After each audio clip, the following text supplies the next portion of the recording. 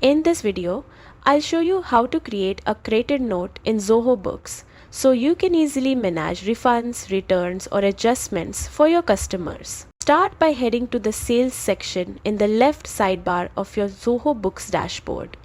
Then click Credit Notes. Once there, look to the top right corner and select New, or simply press C+N as a shortcut. Now choose the customer for whom the credit note is being issued. Next, enter the date to reflect when the credit is applied.